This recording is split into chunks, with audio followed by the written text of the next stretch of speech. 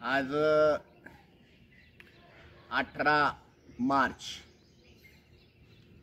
हे कर्जमुक्तीचं अभियान सुरू झालेलं शिवाजी महाराजांच्या जयंती दिवशी म्हणजे 19 फेब्रुवारीला सुरू झालं आणि ह्याचा समारोप आहे उद्या 19 मार्चला पुण्याला सेंट्रल बिल्डिंग।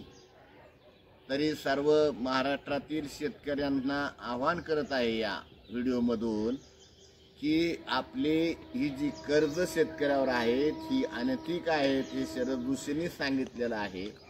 कारण या सरकारनं शेतीमालाचा भाव इथं रास्त दिलाही नाही आणि बाहेर जायचं म्हणलं तर निर्यात बंद्या घालून भाव पाडले, परदेशातून आयाती करून भाव पाडले। म्हणजे ह्या सरकारने केलेलं हे महापाप आहे आणि ते शेतकऱ्यांनी भोगू नये म्हणून आम्ही आज महिना झालं शेतकऱ्यांच्या जनजागृती करून हे अभियान सुरू केलेलं आहे।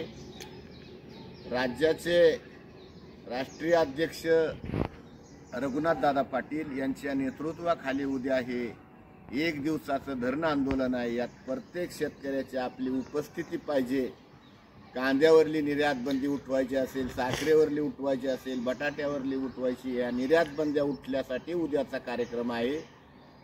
आणि जोपर्यंत निर्यात बंद्या उठत नाही तोपर्यंत शेतकऱ्यांनी कुठल्याही कर्ज भरू नये हे पण सांगण्यासाठी आहे।